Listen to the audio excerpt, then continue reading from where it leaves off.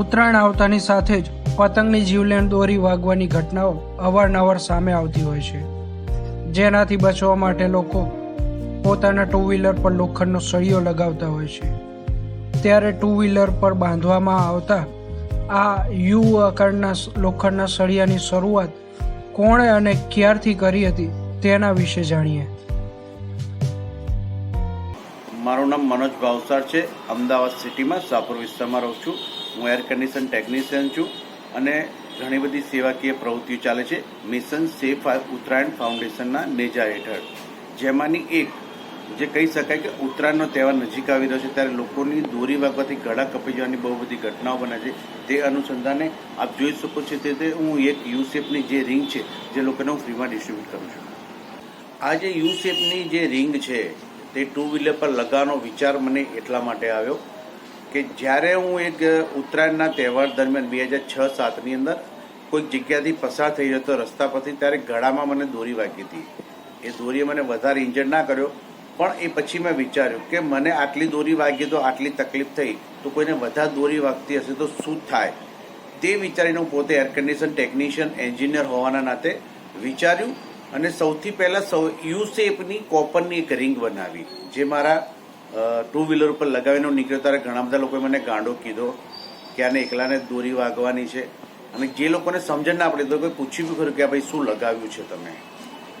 આવી રીતે જ આ કોન્સેપ્ટ વિચાર કર્યો. પરિણામ એટલું થયું કે અત્યારના વર્ષમાં અત્યારે જ્યારે 2006-07માં મેં આની શરૂઆત કરી, અત્યારે 2024-25 છે, એની લગભગ 3.5 કરોડ રૂપિયાનો આનો બિઝનેસ થઈ રહ્યો છે.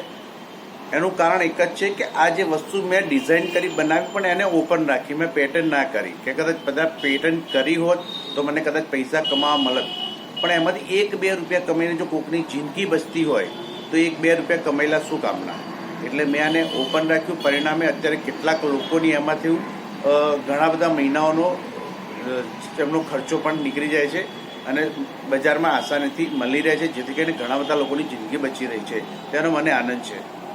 ઉત્તરાયણમાં આપણે યુ શેપની રિંગ પણ ટુ વ્હીલર પર લગાવી આપીએ છીએ. સાથે સાથે અમદાવાદની અંદર લગભગ 56થી વધારે બ્રિજીસ છે. એમાંથી લગભગ 35 બ્રિજ એવા છે જેની પર દોરી વાગવાની ઘટનાઓ ભૂતકાળમાં બનતી હતી. તે અનુસંધાને પણ વિચારીને બ્રિજની ઉપર એક લોખંડનો તાર લગાવવાની આપણે શરૂઆત કરી છે. તેને પણ આજે 18મું વર્ષ રનિંગ થઈ રહ્યું છે અને અમદાવાદની લગભગ 35 એવા બ્રિજ છે કે જેની આપણે આ લોખંડના તાર બાંધીએ છીએ, જેથી કરીને બ્રિજ ઉપરથી પસાર થતા રાહદારીઓ બચી શકે. આ યુ શેપની જે રિંગ છે જે હું અમારા ઘણા બધા ગ્રુપમાં ને બધામાં મળી લગભગ 2000થી વધારે આ રિંગોનું અમે ફ્રીમાં ડિસ્ટ્રીબ્યુશન કરીએ છીએ. અમારા થકી અમારો એક જ ધ્યેય છે, mission safe Uttarayan, mission happy Uttarayan, mission life saving. અગર આ સળિયા વેચવાથી કોઈકની એકની પણ જિંદગી સરસ રીતે બચી જશે તો અમારા માટે એ ઘણું છે. તેના માટે જ આખું અમે આજે અમારી ફાઇનાન્શિયલી લગભગ આના સિવાય ઘણી બધી અમે ઉત્તરાયણની પ્રવૃત્તિઓ હોય છે, એ ઉત્તરાયણની પ્રવૃત્તિઓ કરતાં લગભગ 3.5-4 લાખ રૂપિયાનો ખર્ચો થાય છે. એ ખર્ચો પણ અમે ભોગવીએ છીએ અને કેટલાક અમારા અંગત મિત્રો છે જે લોકોને ખબર છે કે આ કામ થઈ રહ્યું છે તેના માટે લોકો થોડું ઘણું મને આમાંથી ડોનેશન આપે છે. ઉત્તરાયણનો તહેવાર જ્યારે નજીક આવી રહ્યો છે ત્યારે નાના બાળકોથી માંડીને મોટેરાઓ સુધી આ પતંગ મહોત્સવ છે જે ધામધૂમથી ઉજવતા હોય છે. પણ આ ઉજવતા જે હોય છે તે કોઈકના માટે માતમમાં ફેરવાઈ જાય છે અને માતમમાં એટલા માટે ફેરવાય છે કે કોઈકનો ઘરનો લાડકવા કે કોઈકનો ઘરનો આધાર છીનવાઈ જાય છે. એટલે ખાસ કરીને અમે આ બધાને વિનંતી કરીએ છીએ કે પ્લાસ્ટિકની ચાઇનીઝ દોરી છે તે ના વાપરો અને વધુ કાચવાળી દોરી ના વાપરો. ટુ વ્હીલર ચાલકો માટે ખાસ કહેવા માંગીશ કે જ્યારે પણ આપ બહાર નીકળો ત્યારે આપ યુ શેપની રિંગ લગાવી રાખો, ગળામાં મફલર પહેરી રાખો અને શક્ય હોય ત્યાં સુધી ઘરની બહાર નીકળવાનું ઉત્તરાયણના 2 દિવસ ટાળો કે જેથી કરીને આપ પણ સેફ રહો, આપનો પરિવાર પણ સેફ રહે અને ઘરનો જે ઉત્સાહ જે મહોત્સવ છે એ ખાસ કરીને ઉજવાતો રહે. અમારું એક મિશન છે કે mission safe Uttarayan, mission happy Uttarayan.